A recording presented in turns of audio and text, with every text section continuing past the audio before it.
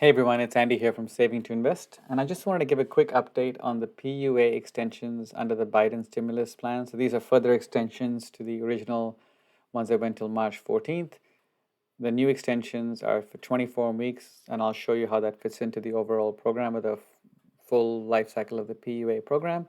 And then I want to talk a little bit about the likely rollout challenges, especially in some states, like we've seen with the other programs. I expect that to be challenging, so just be prepared for that.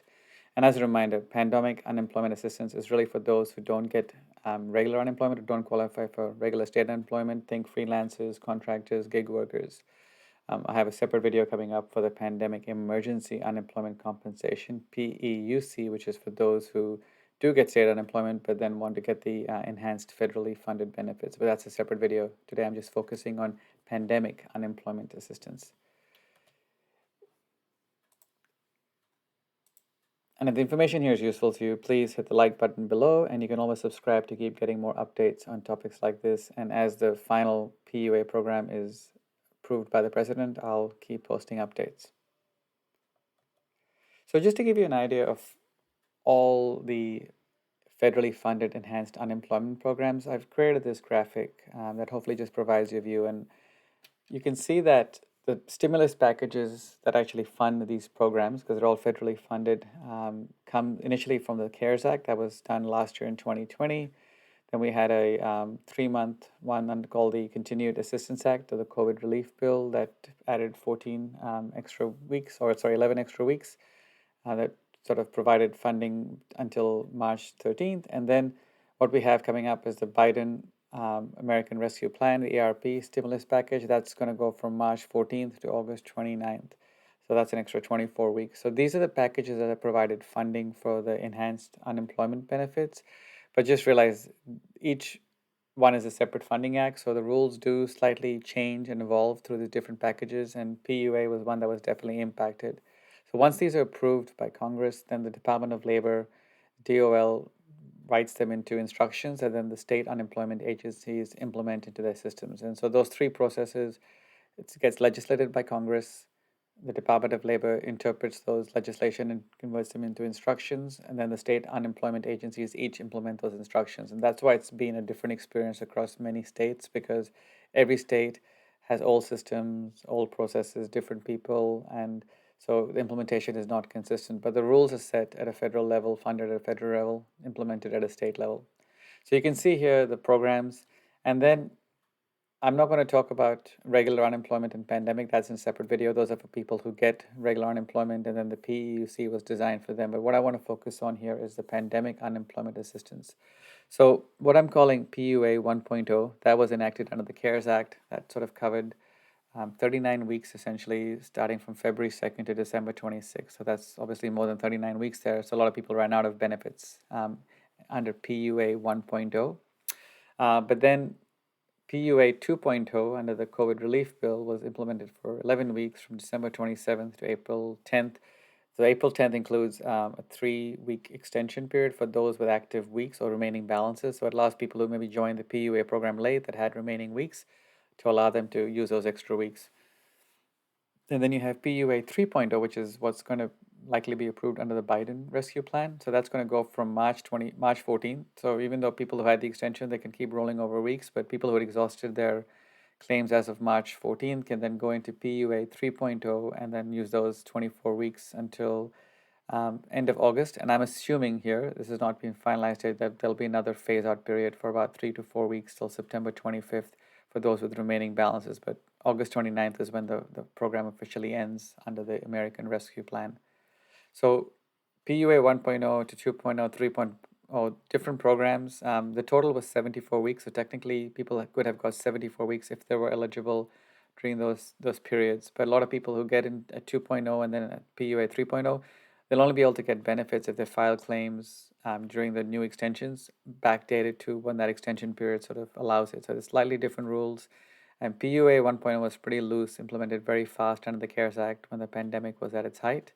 It had a lot of fraud, a lot of issues. The PUA 2.0 tried to address some of those things and included new fraud checks and documentation verifications.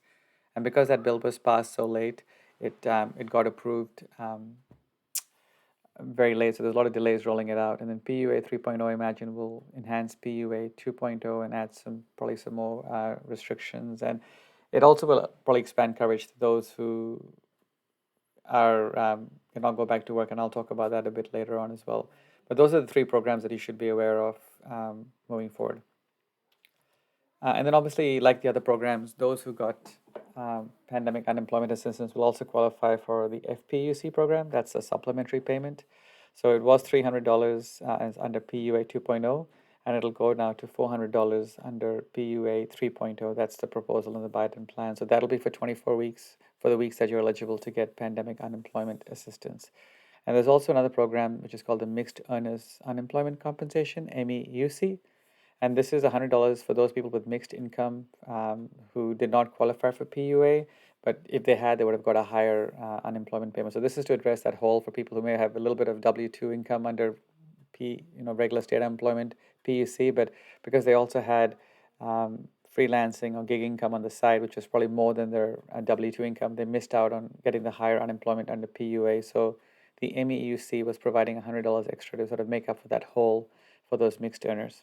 And I have a whole separate video, and I'll post articles for each of these different programs in the description below, which has all the rules and eligibility criteria. So as with any program, you will likely see the same challenges. I know people who have left a lot of comments here on my previous articles and videos around the challenges with getting their payments. And so I expect that with the PUA program, there will be an ongoing focus on fraud and document verification that was introduced as PUA 2.0, because there has been a lot of fraud, a lot of people putting in claims or potentially having to be return payments. So, and there's been a lot of fraud from people because it's hard to prove income under PUA. It's essentially you have to submit unemployment, and if you meet, and everyone who will at least get 50% of the weekly benefit amount. So to provide income documentation was important to show you could get a higher benefit. And there was obviously a lot of fraud because people were just putting in a claim that they had earned a little bit of income, and so they basically got 50% of the state's average weekly benefit amount because of that. And as they go back and do audits, they're finding that almost up to 20% in some states was fraudulent. So I think you'll keep seeing an increase in that. There'll be more focus on providing documentation to show your income. So they'll be proving your salary and not just saying, hey, I earned this much. So there'll be more focus on that to make sure that people are paid the correct amounts.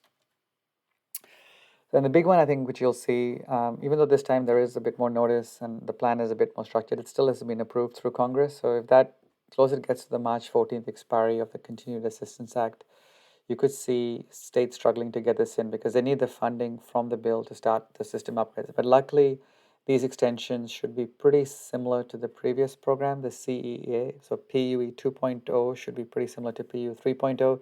Just PUA 3.0 contains 24 weeks. So I'm hoping the system upgrade should be quicker. But again, those people who exhausted benefits will potentially see a delay because they have to reactivate their benefits. Those with remaining weeks should actually be easier to continue their claims and have the extended weeks added to their account.